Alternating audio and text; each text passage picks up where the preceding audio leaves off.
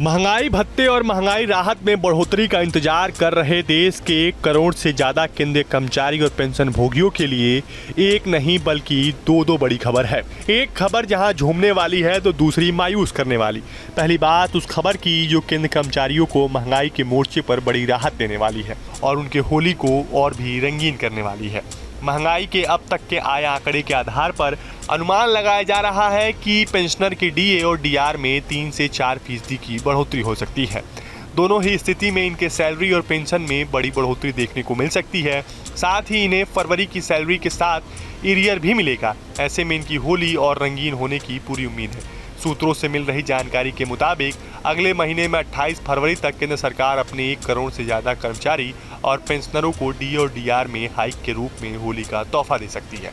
अब बात उस खबर की जो देश के करीब 1.25 करोड़ केंद्रीय कर्मचारी और पेंशनरों को मायूस कर सकती है। दरअसल 8वें वेतन आयोग के गठन की मांग पर केंद्र सरकार ने अपना रुख साफ कर दिया है। 8वें वेतन आयोग के गठन से संबंधित संसद में एक लिखित सवाल के जवाब में वित्त मंत्री ने अपना रुख साफ किया। वित्त राज्य मंत्री पंकज चौधरी 8वें वेतन आयोग के गठन को लेकर सरकार का स्टैंड साफ करते हुए कहा कि फिलहाल ऐसी कोई योजना नहीं है। पिछले महीने 3 दिसंबर को वित्त मंत्रालय ने राज्यसभा में कहा था कि सरकार का फिलहाल 8वां वेतन आयोग के गठन का कोई प्रस्ताव नहीं है। मंत्रालय ने राज्यसभा के पक्ष में उत्तर में कहा कि केंद्र सरकार का कर्मचारियों के लिए 8वां केंद्रीय वेतन आयोग के गठन का कोई प्रस्ताव फिलहाल सरकार के विचाराधीन भी नहीं है। वित्त राज्य मंत्री पंकज चौधरी 8वें वेतन आयोग के गठन को लेकर 3 दिसंबर को राज्यसभा में दिए जवाब में करीब 9 दिन बाद 12 दिसंबर को केंद्रीय कर्मचारी महासंघ ने प्रधानमंत्री नरेंद्र मोदी को पत्र लिखकर नए वेतन आयोग के गठन की मांग की। महासंघ ने अपने लेटर में कहा कि महंगाई दर में बढ़ोतरी और रुपए की वैल्यू में गिरावट के कारण यह आवश्यक हो गया है कि 8वें केंद्रीय वेतन आयोग का गठन बिना किसी देरी के किया जाए।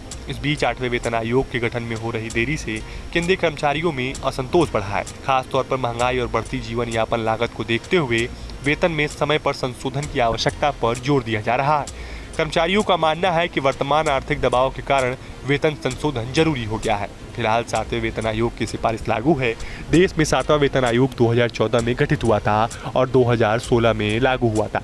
परंपरागत रूप से हर 10 साल में एक नया वेतन आयोग गठित होता है, लेकिन ऐसी कोई कानूनी बाध्यता नहीं है। आमतौर पर हर 10 साल पर एक नए कमीशन का गठन होता है।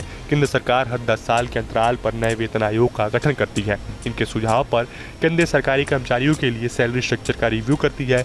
आज़ादी के बाद से अब तक भारत में कुल 7 वेतन आयोग बन चुके हैं। इससे पहले फरवरी 2014 में तत्कालीन प्रधानमंत्री मनमोहन सिंह की सरकार ने 7वां वेतन आयोग का गठन किया था, जबकि प्रधानमंत्री नरेंद्र मोदी की सरकार ने 1 जनवरी 2016 को 7वें वेतन आयोग की सिफारिश को लागू किया था। इससे केंद्रीय कर्मचारियों की सैलरी में शानदार तेजी देखने को मिली थी। 7वां वेतन आयोग लागू होने के बाद कर्मचारियों की सैलरी में 7,000 रुपये से बढ़कर 18,000 रुपये हो गई थी। इन सबके बीच इस बात की भी चर्चा जोरों पर है कि केंद्र सरकार महंगाई के मोर्चे पर अपने लाखों कर्मचारियों की सैलरी में बढ़ोतरी के लिए नया सिस्टम ला सकती है। मीडिया में चल रही खबरों की माने तो यह सिस्टम परफॉर्मेंस बेस्ड या फिर महंगाई दर के आधार पर हो सकती है। बताया जा रहा है कि ऐसा होने से नियमित सैलरी एडजस्टमेंट के लिए 10 साल का इंतजार नहीं करना पड़ेगा। हालांकि फिलहाल इस तरह की कोई स्पष्ट और आधिकारिक जानकारी नहीं है। रिपोर्ट्स के अनुसार नए आयोग के बजाय सैलरी रिवाइज की महंगाई से जोड़ा जा सकता है। साथ ही यदि सरकार 2.86 से के फिटनेस फैक्टर को मंजूरी देती है तो कर्मचारियों का न्यूनतम वेतन 18,000 रुपये से बढ़कर 51,480 रुपये प्रति महीना हो सकता है, जो कि 186% की बढ़ोतरी होगी। हालांकि ये अभी केवल अटकलें हैं और सरकार की ओर से इस पर कोई आधिकारिक बयान नहीं आया है। वित्त मंत्रालय ने भले ही 8वें वेतन आयोग के गठन से इनकार कर दिया हो, लेकिन केंद्रीय कर्मचारी आने वाले बजट में वित्त मंत्री निर्मला सीतारमण के किसी भी अपडेट का नजर बनाए हुए हैं। केंद्रीय बजट 2025-26 देश में 1 फरवरी को पेश किया जाएगा। वित्त मंत्री निर्मला सीतारमण ने सोमवार 6 जनवरी को ट्रेड यूनियन के साथ बैठक की। यह बैठक सामान्य प्री बजट बातचीत का हिस्सा है, लेकिन इसमें 8वें वेतन आयोग पर भी चर्चा होने की संभावना है। फिलहाल आपको हमारा वीडियो कैसा लगा हमें कमेंट बॉक्स में जरूर बताएं। देश और दुनिया की तमाम व यूपी उत्तराखंड की हर छोटी बड़ी खबर के लिए न्यूज़ स्टेट चैनल को सब्सक्राइब करना ना भूलें। न्यूज नेशन अब व्हाट्सएप पर खबरों की ताजा अपडेट के लिए न्यूज नेशन के इस QR कोड को स्कैन करें।